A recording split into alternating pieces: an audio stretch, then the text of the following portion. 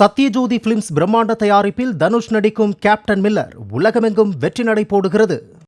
அயோத்தி ஸ்ரீராமருக்கும் தமிழகத்திற்கும் இருக்கின்ற பிணைப்பு என்பது மிக மிக நெருக்கமானது. அந்த வகையிலே ஸ்ரீராமர் தொடர்பு இருக்கக்கூடிய பல்வேறு இடங்கள் தமிழகம் முழுக்க இருந்தாலும் கூட அதில் முக்கியமான இடங்களை எல்லாம் பிரதமர் சென்று அதற்கு பின்பாக அயோத்தியிலே ஸ்ரீராமருடைய பிராண பிரதிஷ்டா அந்த நிகழ்விலே ஈடுபடுவது என்பது மிகவும் பொருத்தமானது. அது தமிழகத்திற்கும் கிடைத்திருக்கக்கூடிய பெருமையாக நாங்கள் பார்க்கிறோம்.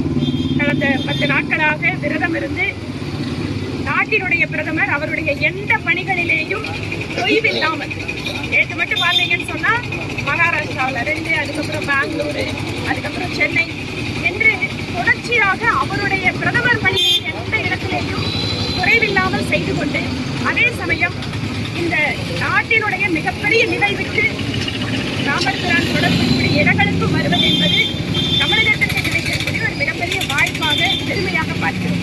மழை வெள்ள பாதிப்புக்கு வராத பிரதமர் கடந்த 3 நாட்கள் வந்து அவருக்கு தமிழ்நாட்டில் வச்சு திமுகவுடன் ரகசிய கூட்டணி பேச்சுவார்த்தை நடக்குது அப்படிங்கிற மாதிரி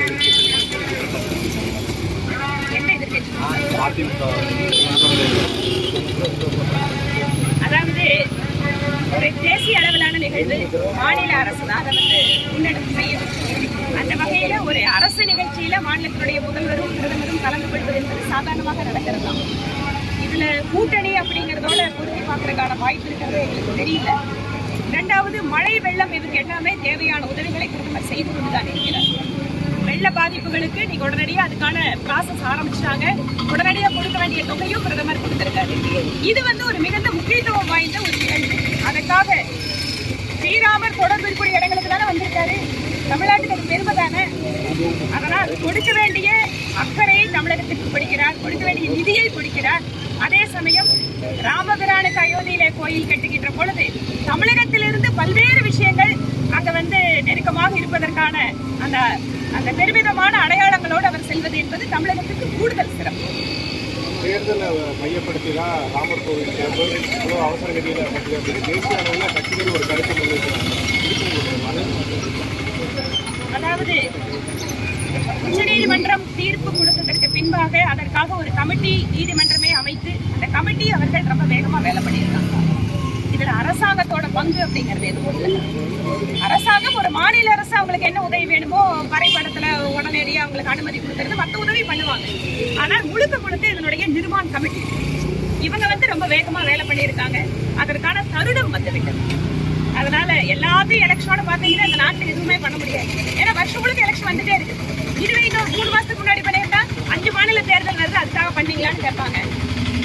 இப்ப பண்ணா அது பாராளுமன்ற தேர்தலாம்பாங்க. அதனால இந்த நாட்டுல தேர்தல் நடக்காத வருஷோட ஏதாவது இருக்கா? உத்தரப்பிரதேசம், மத்திய பிரதேசம் உள்ளிட்ட மாநிலங்களில் ராமர் கோவிலுக்கு விடுமுறை அறிவிக்கப்பட்டிருக்கு. தமிழகத்துல இந்த மாதிரி அறிவிப்புகள் எதிர்பார்க்கலாமா? உங்களுடைய கோரிக்கை. தமிழகத்துல அந்த மாதிரி அறிவிப்பு வந்தால் அதை நாங்கள் வரவேற்போம், சந்தோஷமா கொண்டாடுவோம். ஏனென்றால் ராமபிரான் தொடர்பு இருக்கக்கூடிய பல்வேறு இடங்கள், முக்கியத்துவம் வாய்ந்த இடங்கள் இருப்பது தமிழகத்திலே. அப்படி இருக்கின்ற பொழுது தமிழகத்திற்கும் அந்த விடுமுறை அறிவித்தால் இங்கு இருக்கக்கூடிய ராம பக்தர்கள் மட்டுமல்ல, நாட்டினுடைய மிகப்பெரிய ஒரு கலாச்சார பண்பாட்டு சின்னம் நாட்டிலே எழுகின்ற பொழுது அது தமிழகத்திற்கும் சேர்ந்து எங்களுடைய பங்களிப்பை செய்தோம் என்கின்ற வகையில் இருக்கும். அதனால் மாநிலத்தினுடைய முதல்வர் அவர் கோயிலுக்கு போகாம இருக்கலாம். ஆனா அவர் சொன்ன மாதிரி கோயிலுக்கு போறவங்களை நான் யாரும் தடுக்கிறது இல்லை, கோயிலுக்கு சாமி கும்பிட போறவங்களுக்கு நாங்க எந்த இடையூறும் பண்றது இல்லைங்கிறாங்க. அதனால பெரும்பான்மையான மக்கள் வணங்குகின்ற ஸ்ரீ ராமபிரானுடைய இந்த முக்கியமான நாளில் அவர் வந்து விடுமுறை அறிவிக்க வேண்டும் என்பது எங்களுடைய கோரிக்கை. அதே போல திமுக எம்எல்ஏவனுடைய வீட்டுல ஒரு பட்டியலினத்தை சார்ந்த பெண்மணி அவருக்கு ஒரு மிகப்பெரிய கொடுமை நடந்ததாக அறிவித்திருக்கிறார். அதை சொல்லியிருக்காரு. எஃப்ஐஆரும் போட்டிருக்காங்க. ஆனா அந்த எஃப்ஐஆர் கண் துடைப்பு எஃப்ஐஆர் ஆக இருக்கக்கூடாது. எல்லாரும் சேர்ந்து அரசியல் கட்சிகள் பேசி சமூக வலைத்தளங்கள்ல பேசி அதற்கு பின்பாக ஏதோ போனால் போகிறது என்று ஒரு எஃப்ஐஆரை பதிவு செய்தது போல இருக்கிறது. ஒரு சோசியல் மீடியாவில் ஒரு கருத்து போட்டதுக்கு வெடிய அரஸ்ட் பண்ணக்கூடிய இந்த அரசு இவ்வளவு பெரிய ஒரு துன்பம் ஒரு பழங்குடியின பட்டியலத்தை சேர்ந்த பெண்ணுக்கு நடந்ததுக்கு பின்பாக அது வெறுமனை எஃப்ஐஆரோட நிறுத்தாம தொடர்ச்சியாக அந்த வழக்கினை விசாரித்து அவர்கள் மீது கடுமையான நடவடிக்கை எடுக்க வேண்டும் என இந்த நேரத்தில் கேட்டுக்கொள்கிறோம். இது ஆளுகின்ற கட்சியினுடைய எம்எல்ஏ அப்படிங்கிறதால மென்மையான அணுகுமுறையோடு இருக்கிறதோ என்கின்ற சந்தேகம் வருகிறது.